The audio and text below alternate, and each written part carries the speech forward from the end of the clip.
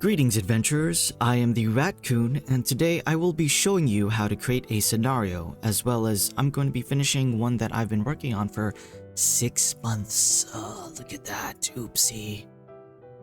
To start off, hit the play button and click on create a scenario.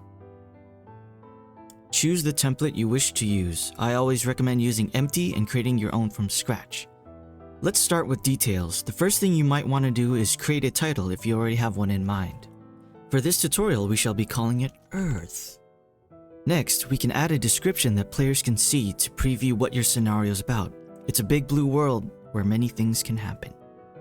Let's take a look at the tags now. To add a tag, you can just enter a word and then hit the plus button and it'll add the tag. So whoever's looking for these tags will find it. You can change the visibility of your scenario to private so it's just for you or while it's a work in progress. You can also tag your scenario as not safe for work and add scripting to it as well. I have no idea how to use scripting, so we'll skip that for now.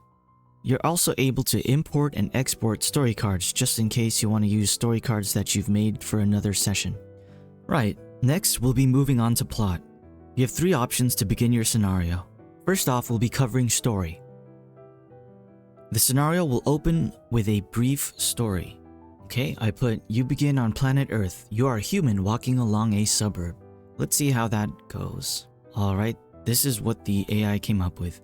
You begin on planet Earth. You are a human walking along a suburb. As you walk along the suburban street, the warm sunlight filters through the trees, casting dappled shadows on the pavement. So as you can see, it is a very basic beginning. I don't know why you would choose this choice as the main plot of your scenario, as Quick Start does essentially the same thing and faster. Unless you made a really nice opening that you want to use to start your scenario over and over again and can't be bothered to write it out again, I guess. Alright, next up is multiple choice. It functions like a choose your own adventure. For the first prompt, you'll decide the first thing that the player will have to choose. For mine, I'm going to pick... Which gender are you? Male, female, and you can add another choice to this branch.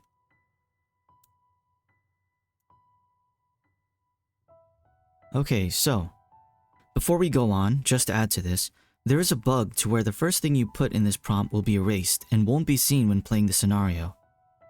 Whenever creating a scenario with multiple choice, I would recommend copying the prompt, immediately playing your scenario.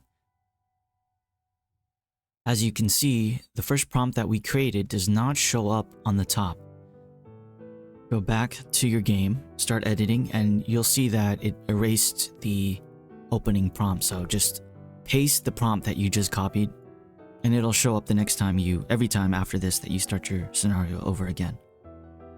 And let's see an example of that working out. So as you can see, now it says, which gender are you? And you can choose and go on with your day. Okay, with that done, let's take a look at branching paths. You can click to add choices to branch 1 and it will give you another 2 branching options. If you look up here, you can see the prompt you chose. That's the only thing you can see as a creator, so we chose male. Let's put, what is the color of your skin? Alright, so we put, what is the color of your skin? White or brown? You can add as many more choices as you'd like and make it as super complex and in-depth as you like. But for now, we'll end it here. Click on the wrench icon and choose Configure. When choosing this, remember the options it took to get you here, so we chose male and white. It doesn't show a little prompt, but you can go back and, you're making it in real time, so you should remember. You can now create a specific scenario starting with the choices the player specifically made. For this combination of choices, I'll have the player start off like this. You are a white man walking around in a suburb. Let's see it in action. Alright, which gender are you? We're gonna choose male. What is the color of your skin? White. Now that I chose that, the AI is going to generate the story based on the prompt that I chose for this specific branching path. So it came up with, you're a white man walking around in a suburb. The sun beats down on your face as you stroll down the perfectly paved sidewalk. The smell of freshly cut grass and blooming flowers fills your nose. Filling your nose. Ooh. Okay, pretty good, pretty good. For another look at how complex you can make it, let's take a look at another author who created a multiple choice scenario. We're going to be taking a look at the scenario created by Mr. Fernie called The World of Fairly Odd Parents. As you can see, he starts off with you choosing the character you'd like to be. For this one, let's choose Cosmo. Oh, interesting. Looks like he added a previous choice to the prompt right here. So he put Cosmo in the prompt, did a nice little line, and then he asked which era, or select an era that you'd like to play in. This scenario is very specific to cartoon shows, asking for an era. In the ones you create, you can choose the history of the world you want to play in, etc. The options are endless in multiple choice. For now, let's choose the classic era. Okay, now it's asking me to choose where my scenario starts. I guess also very interesting, you could also put like Cosmo, space, classic era. That could be, a lot more work, but if you really want to help the player out. If they have short-term memory loss, I don't know. Okay, since it's asking me to choose where my scenario starts, let's decide to choose a regular morning. Okay, it starts off with, you are Cosmo, you wake up in a fishbowl next to Wanda and stretch your arms. You exit the fishbowl and transform into your fairy form, your wings shimmering in the light. Oh, pretty short and sweet, right? So the author just put this as the prompt for this scenario to start. So it could have been like a very complex amount of choices to reach up to this point, but you could just have it like this, depending on. It could be that simple. You don't have to put, you're a white male, you have this blonde hair, you have this, this, and this. It's up to you how complex you want to write the beginning of the scenarios. Okay, back to me. Next, we're going to be using the character creator. First, you'll be asked for this prompt. What is the world like at the beginning of the scenario? Let's actually head now over to my scenario and finish it up. Okay, here's how mine starts. Kousai High was once a beautiful Japanese high school within Edosaka, with cherry blossom trees lining the walkways and students bustling to and from class. The school is now in the midst of a zombie outbreak, with the undead creatures roaming the halls and attacking anyone in their path. Desks are overturned and papers litter the floor as a constant reminder of the chaos that has overtaken the school. Despite the danger lurking around every corner, some students and teachers have taken refuge within the school's walls, attempting to survive against impossible odds.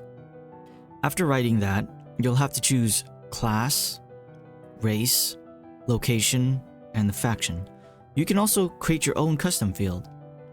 Let's actually try that out right now. I'm going to create, guilds.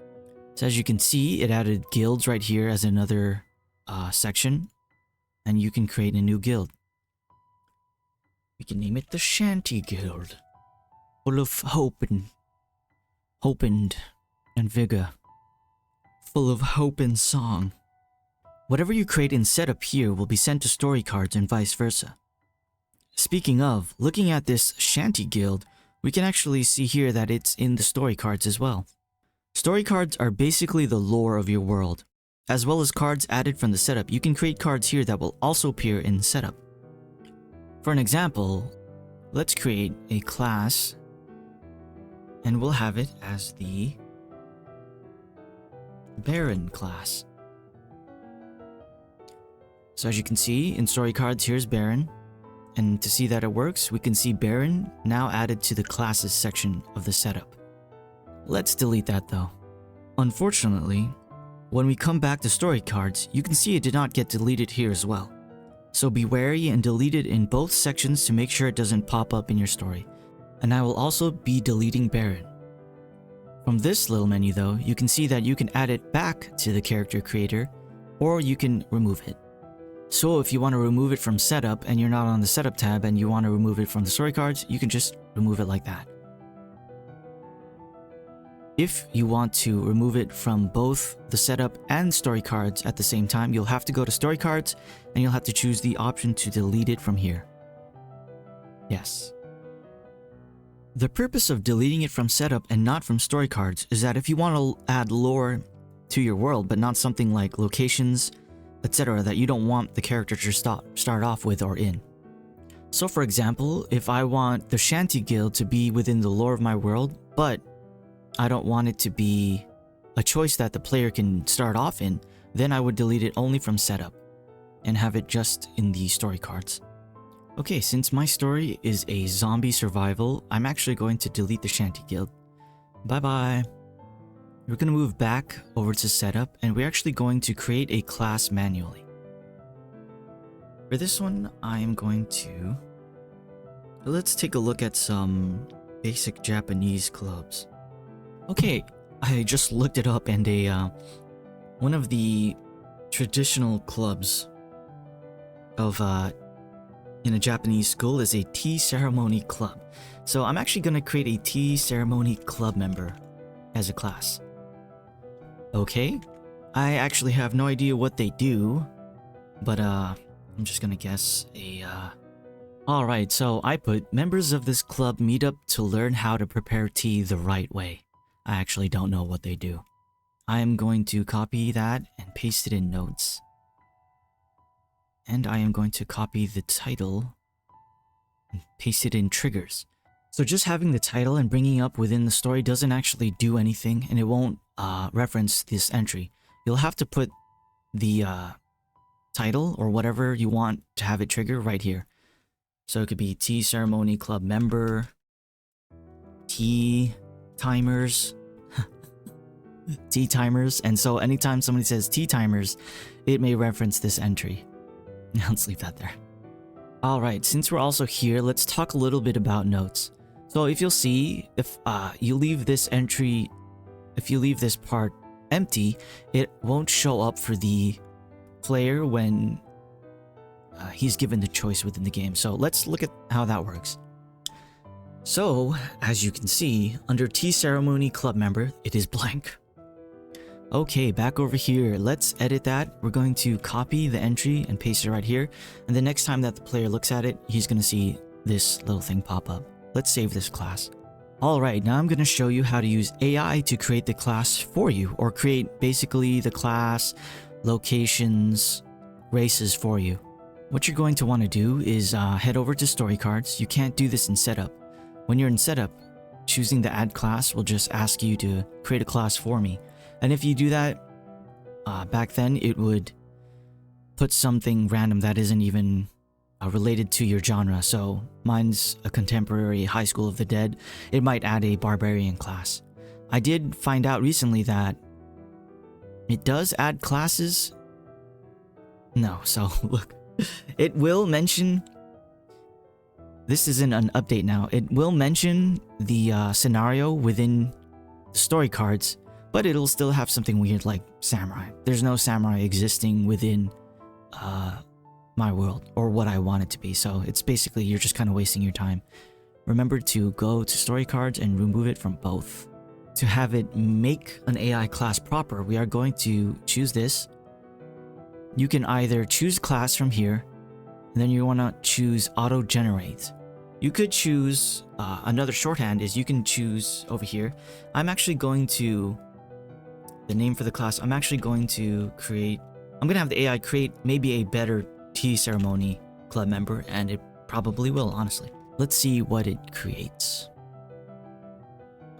The tea ceremony club member is an expert in the ceremonial preparation and presentation of tea.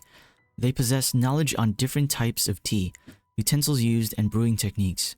Their calm and peaceful demeanor makes them a valuable addition to any group of survivor, helping to ease tensions and promote harmony. It created a class, and it mentioned the Kousai High. This is actually pretty cool. This is actually pretty decent, honestly. If it was going to be pretty bad, or if it was going to be kind of out of context, I would actually not use this. I'm going to delete my Tea Ceremony Club member, the one that I made, because it's garbage, just like all my creative endeavors. And we're actually going to create the same class, but we're going to be using custom. So again, toggle auto generate. So I put Tea Ceremony Club member. Within the custom field, you're going to want to put, I don't know if there's a better way to do it, but this is actually pretty accurate and really helpful the way I've done it. So you're going to want to put describe the, and then you're going to want to put either class, race, location, or faction within here.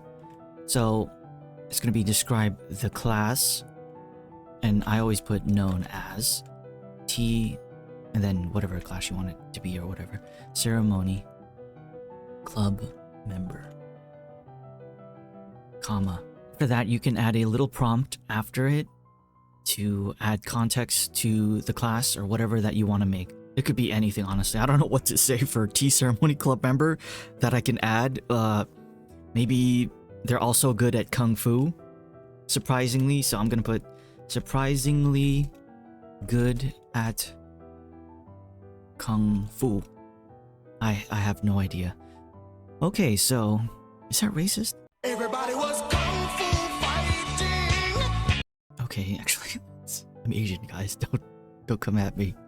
I'm not gonna put that then. Masters of an aromatic nature.